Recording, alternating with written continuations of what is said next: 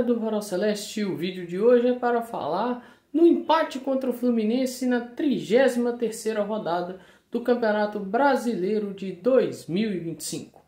Vamos lá? Antes os recados, pedidos tradicionais aqui do canal. Peço que deixe o seu like, se inscreva no canal ativando o sininho de todas as notificações e compartilhe com seus amigos e seguidores em todas as suas redes sociais. O Cruzeiro mandou a campo o seguinte time, nesse empate de 0 a 0, com um grande destaque para os goleiros, né? Cássio, William, Fabrício Bruno, Djalma e Kaique. Lucas Romero, Eduardo, Christian e Matheus Pereira. Arroio e Caio Jorge. Ainda entraram no decorrer do jogo, né? O Gabriel Barbosa, Gabigol, Cauã Moraes, Sinisterra e o Wallace. Bom, vamos para tentar analisar assim. Fato é que nessa partida aí o grande destaque ficou para os goleiros, né? O Cássio fez algumas defesas importantes, finalização do Acosta de fora da área. Aquilo eu já falei que eu acho que tem hora que tem liberdade demais na frente dessa área para chutar. Isso não podia ocorrer dessa forma. Depois uma cabeçada do Freitas. E assim, não foi assim uma coisa muito complicada, mas por que eu estou falando dessa cabeçada? Subiu com muita tranquilidade, né? Então poderia evitar assim. E alguns lances meio bobos que o Cruzeiro errou e tal, que acabaram gerando um certo perigo, assim, uma certa preocupação de ataques do Fluminense. Mas o Fábio também teve seu trabalho, né? Cabeçada do Kaique. Infelizmente que a bola não tem entrado é um pecado, né? Lá no, se eu não me engano, no Central da Toca, tem um vídeo que mostra perfeitamente que a bola não entrou e tal. Dava para ver na transmissão e tal, mas o vídeo que tem lá no Central da Toca mostra muito perfeitamente. O Fábio consegue fazer uma defesa assim sensacional e mostra o tamanho do goleiro que é e a qualidade que tem, né? A bola bate na trave, ele dá um tapa na bola, ela bate na trave e volta nele ainda. Não é aquela pipoca para dentro da área de novo, não. Volta na direção dele, né? Então, assim, foi o grande nome. Fora algumas outras defesas importantes, assim, né? Teve uma finalização, se não me engano, do Kaique também, só que de perna direita, num chute muito complicado, né? Teve outros lances de chegada do Cruzeiro que eu acho que foi pouco aproveitado ou que não foi bem executado. Não da forma que o atleta pensou em executar, por exemplo, o chute do Matheus Pereira, que depois ele vai lá e meio que dá uma brincada ali com o Fábio e tudo mais. Eu acho que, assim como foi na partida contra o Grêmio, se eu não estou muito enganado, no jogo contra o Grêmio teve um lance similar desse também.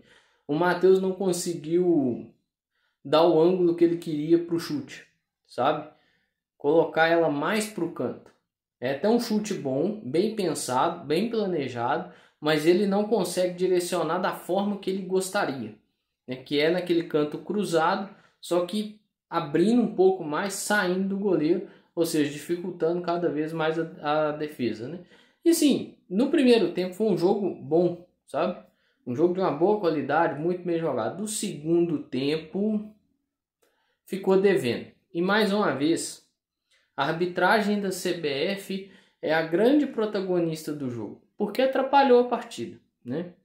Mas daqui a pouco eu falo disso aí. Segundo tempo ficou devendo, ficou faltando, né?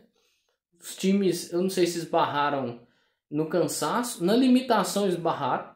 Em alguns momentos você via às vezes uma limitação para conseguir achar um passe mais complicado, ou achar um lançamento, ou até mesmo fazer a finalização, mas alguns jogadores você vê nitidamente que esbarrou no cansaço. Do lado do Fluminense, o Lúcio Acosta, você via nitidamente que estava pregado. Do lado do Cruzeiro, aí você tem, por exemplo, alguns atletas de meio ali, de rendimento que pede o rendimento físico, por exemplo, um Christian, um próprio Romero e tal, que de fato esbarraram nesse cansaço aí e são jogadores importantes para o funcionamento do jogo do Cruzeiro, né? Então, infelizmente, ficou nessa questão.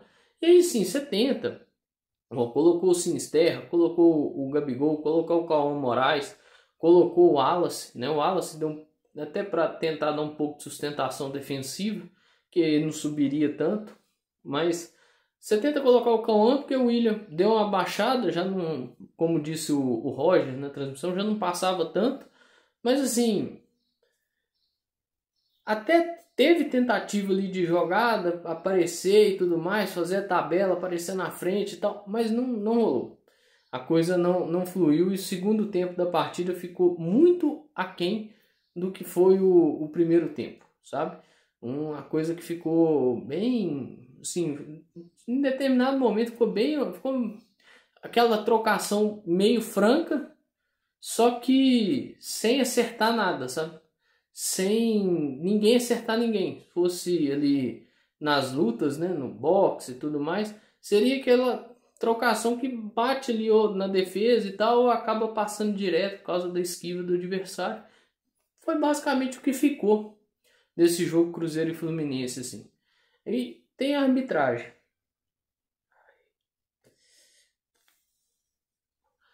E tem a arbitragem de novo, né? O senhor Rodrigo Pereira de Lima.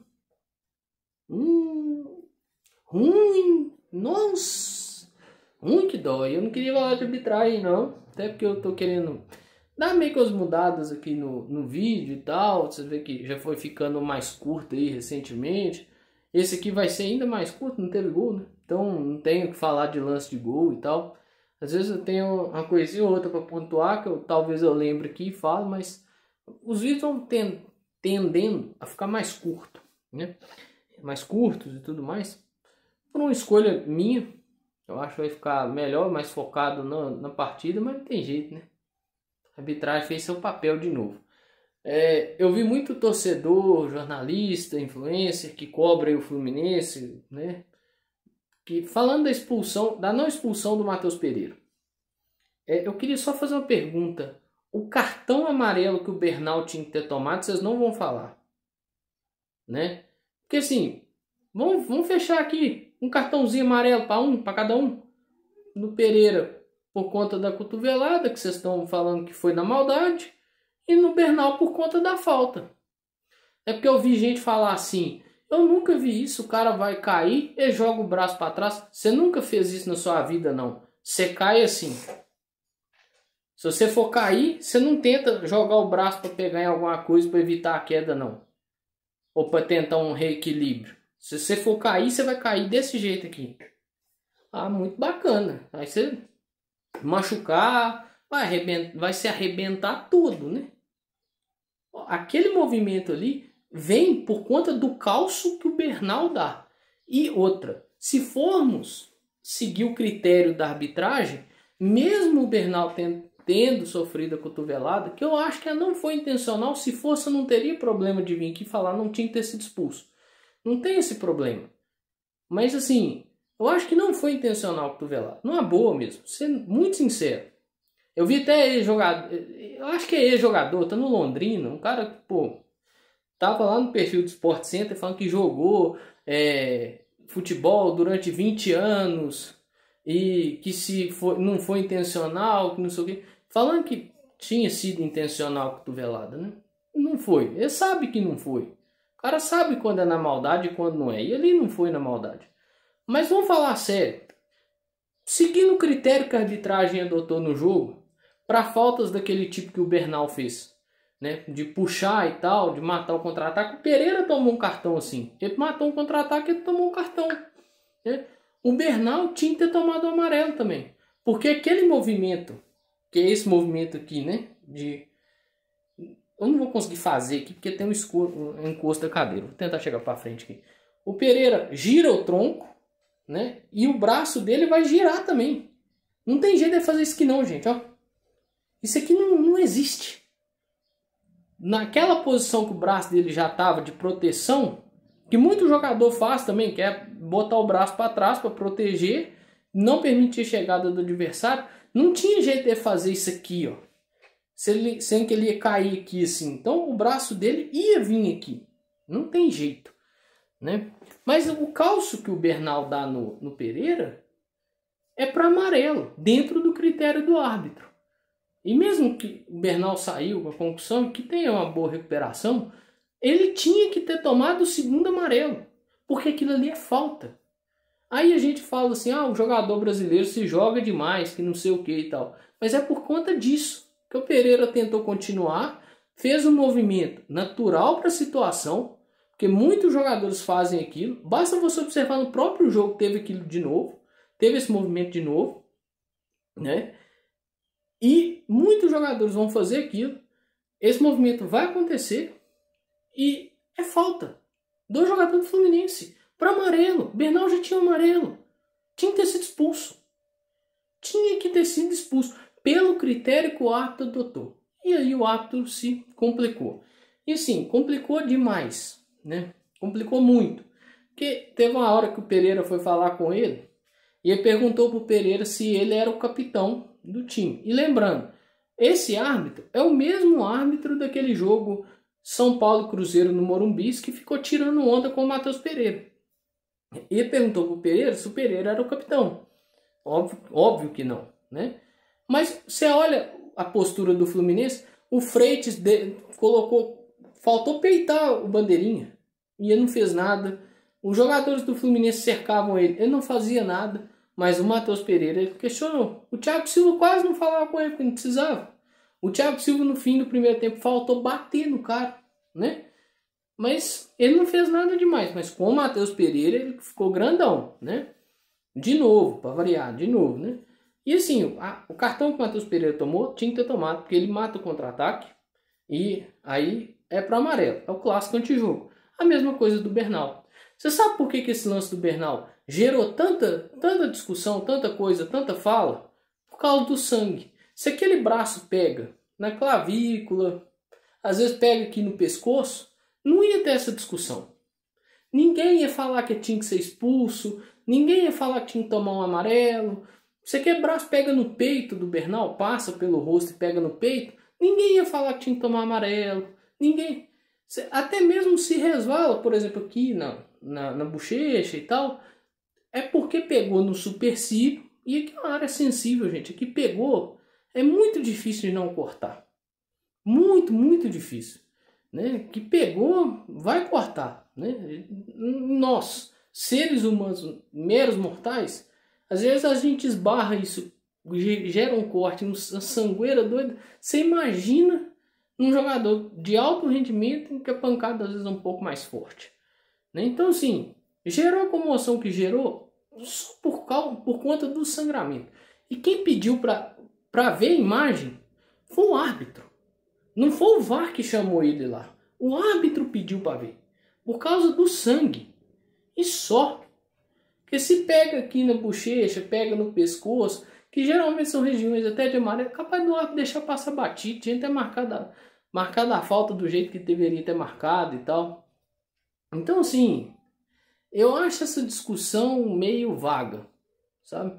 É uma discussão tipo assim, era algo que me beneficiaria. Então eu vou brigar por isso. Mas se não me beneficiasse, eu não ia brigar por isso e tal. Então, assim, é aquela coisa que eu já falei no podcast, acho que eu falei até aqui, né? Que a reclamação é sempre nesse ponto de, isso me beneficia, então eu vou reclamar. Se não me beneficia, eu largo para lá e tal. Se me favoreceu, eu vou largar para lá. Se o meu jogador não foi expulso, eu vou largar para lá e tal. Mas como era o jogador do meu adversário, então eu vou dar o show e tudo mais, reclamar. Falar que o árbitro protagonizou um dos maiores erros do campeonato e tal. Coisa que não é bem assim se for analisar friamente. Porque de fato no lance houve a falta do Bernal, houve primeiro a falta do Bernal, não marcada e não punida com o cartão amarelo, passível de punição pelos critérios adotados na arbitragem e pelo que a regra, Cebolinha, e pelo que a regra pede para ser aplicado no clássico antijogo de impedir uma jogada de contra-ataque. Mas eu acho assim, o empate não teve ruim não pelo desenho da rodada, aí o Botafogo empatou e tal, só o Mirassol ganhou, se eu não estou muito enganado. Eu não me lembro o resultado do Bahia, sendo bem sincero assim. Agora de cabeça eu não me lembro o resultado do Bahia, mas eu acho que dentro aí das possibilidades, se tinha o Botafogo ter empatado não foi ruim, o Mirassol ganhou e tal, o Fluminense trava, né, que empatou com nós, e o São Paulo, se eu não me engano, perdeu pro Bragantino. Então, assim, tá dentro aí de uma boa possibilidade. Tá confirmado o retorno para a Libertadores, mas é aquilo que eu já falei, né? A coisa que a gente espera, ao menos eu espero, tem uma parte da torcida também, que é o retorno para a fase de grupos. Aí é o que é a grande expectativa. Mas deu mais um passinho. Um ponto. Pelo menos é aquela história. Não pode perder o jogo. Não deu conta de ganhar, não perde o jogo. É um ponto. Mas deu mais um passinho, né? Conseguiu aí mais um pontinho, fica um pouquinho mais próximo desse retorno para a fase de grupos. E agora é aguardar essa confirmação aí, torcendo para que seja da melhor forma possível e na melhor posição possível, sabe? Tem essa questão também da premiação pela posição que termina e tudo mais. Então é aguardar isso aí e vamos ver o que dá para fazer nas partidas restantes, né? Juventude, lá no Alfredo Jaconi. Depois o Corinthians aqui no Mineirão. Depois o Ceará lá no Castelão. O Botafogo aqui no Mineirão e encerra contra o Santos. Provavelmente na Vila Belmiro, lá no Urbano Caldeira. Beleza? Então, mais um pontinho importante e a caminhada para o grande objetivo lá vai chegando ao seu final e caminhando para uma boa confirmação para nós. Bom, pessoal, vou chegando ao final de mais um vídeo. Agradeço a você que veio comigo até aqui. E antes de fazer os pedidos finais, eu falei que não lembrava o resultado do jogo do Bahia nesse final de semana. E o Bahia empatou contra o Internacional. Parece que foi um empatezinho ali no final da partida. Então, o desenho da rodada, como eu falei, não ficou de todo ruim, né? Então, tá ficando cada vez mais próximo aí a confirmação do grande objetivo. Uma parte dele já foi, mas está faltando aquela outra que meio que encerra ali com chave de ouro, beleza? Então peço que, se ainda não tenha deixado o seu like, considere deixá-lo. Peço que se inscreva no canal ativando o sininho de todas as notificações e compartilhe com seus amigos e seguidores em todas as suas redes sociais. Agora damos uma pausa. Data FIFA. Agora é acompanhar aí as seleções. E quem não for tão assim de seleção vai dar uma descansada aí do futebol. E no dia 20 de novembro tem um compromisso. Cruzeiro contra o Juventude. Partida que será válida aí pela 34ª rodada no Campeonato Brasileiro de 2025. Agradeço muito a você que me acompanhou até aqui e até o próximo vídeo. Valeu!